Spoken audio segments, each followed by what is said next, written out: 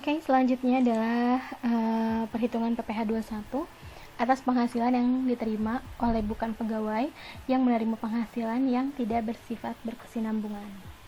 Contohnya adalah Nasrun Berlianto melakukan jasa perbaikan komputer kepada PT Cahaya Karunia dengan fee sebesar 5 juta. Nah, karena Nasrun ini melakukan pekerjaan bebas, maka dasar pengenaan pajaknya adalah 50% dikali 5 juta. Kemudian dikalikan tarif lapisan pertama, yaitu 5%. Karena ini nggak nyampe di atas 50 juta ya, karena kan cuma 5 juta. Jadi PPh 21-nya adalah 5% dikali 50% dikali 5 juta, yaitu 125.000. Oke, nah kalau misalnya Nasrun tidak memiliki NPWP, maka besarnya PPh 21 terutang adalah 120% atau 20% lebih tinggi. Karena Nasrun nggak punya NPWP, jadi tarifnya 100% ditambah 20%, jadi 120%. Kan kalau yang ini 100% nih, yang pertama. Kalau nggak punya NPWP, tambahin 20%, jadi 120%. Kalau 5% ini adalah tarif lapisan pertama, karena penghasilan Nasrun tidak mencapai 50 juta atau tidak melebihi 50 juta, maka dia dikenakan lapisan pertama, yaitu 5%. Kalau 50% ini adalah DPP atau dasar pengenaan pajak. Karena Nasrun melakukan pekerjaan bebas, maka tarif DPP-nya adalah 50% dikalikan penghasilan bruto, yaitu 5 juta. Jadi kalau misalnya Nasrun tidak punya NPWP atas pekerjaan jasa komputernya, maka dia dikenakan pajak sebesar Rp150.000. Gampang ya? Contoh yang lain. Sony Gemilang adalah seorang atlet bulu tangkis. Sebentar. Nah, ini contoh yang lain. Toga Marolop Simanjuntak adalah seorang pengacara. Toga menangani sebuah kasus dan mendapatkan fee sebesar 450 juta dari PT Manisnya Gula. Nah, bagaimana perhitungan PPh 21 atas penghasilan Toga? Ingat, penghasilan Toga ini adalah 450 juta. Kita harus cari dulu DPP atau dasar pengenaan pajak. Dasar pengenaan pajaknya adalah 50% dikali 450 juta. Jadi penghasilan yang dikenakan pajak hanya 225 juta.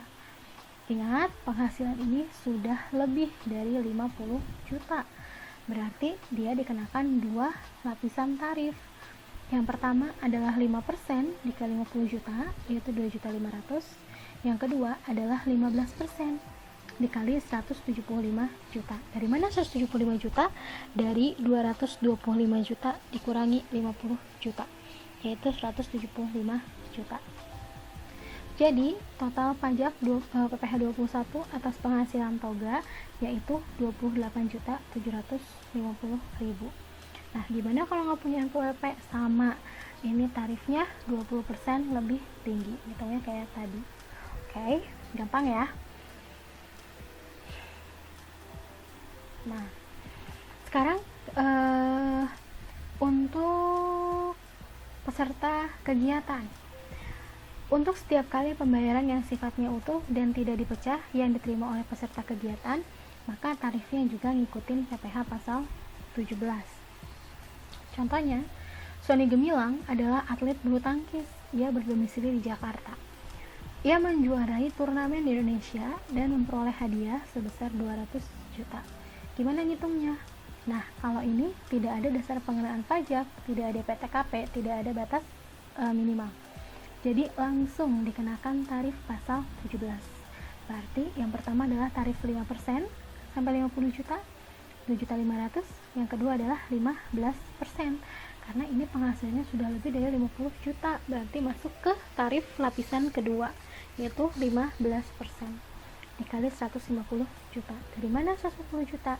Dari 200 juta dikurangi 50 juta. Berarti penghasilannya adalah 22.500.000. Berarti PPh 21 totalnya yang harus dibayar oleh Sony adalah 25 juta rupiah. Ini juga sama.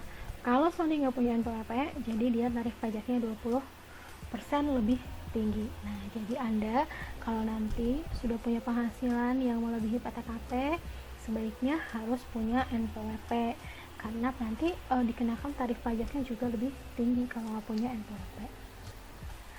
Oke, ini adalah pembahasan yang terakhir. Tarif PPh pasal 21 atas honorarium atau imbalan lain dengan nama apapun yang menjadi APBN dan APBD adalah sebagai berikut. 0% untuk PNS golongan 1 dan golongan 2, untuk anggota dan Polri golongan pangkat Tamtama dan Bintara dan pensiunannya. Kemudian tarif 5% adalah untuk PNS golongan 3, kemudian anggota TNI dan Polri golongan pangkat perwira pertama dan pensiunannya, dan 15% dari penghasilan bruto bagi PNS golongan 4, TNI dan Polri dengan golongan pangkat perwira menengah dan perwira tinggi dan pensiunannya. Ingat, ini yang harus dicatat ya.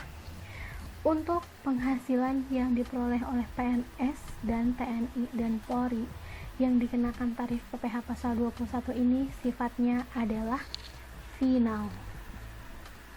Oke, jadi ini adalah PPh 21 final, bukan dikenakan atas gaji, bukan untuk gaji, tapi untuk honorarium dan imbalan lain yang diterima dan menjadi beban APBN dan APBD. Misalnya gini, ada seorang PNS, dia bekerja, punya gaji. Nah, gaji ini dikenakan PPh 21. Sifatnya tidak final. Misalnya PNS ini jadi pembicara di sini. Jadi pembicara seminar, aduh tulisannya jelek, biarin ya. Jadi pembicara seminar dan dapat fee. Nah, fee ini yang dikenakan PPh sebesar 0%, 5%, dan 15%. Jadi bukan penghasilan atas gaji ya, tapi honorarium dan imbalan. Syaratnya fee ini juga harus ditanggung oleh APBN dan APBD gitu. Kalau misalnya fee-nya dibayarkan oleh perusahaan swasta, ya berarti itu mah dikenakan pajaknya PPh 21 yang tidak final. Kita masuk contoh ke soal ya. Nih, Budi adalah PNS golongan 3D. Pada bulan Maret menerima honorarium sebagai narasumber sebuah seminar yang sumber dananya berasal dari APBN sebesar 5 juta.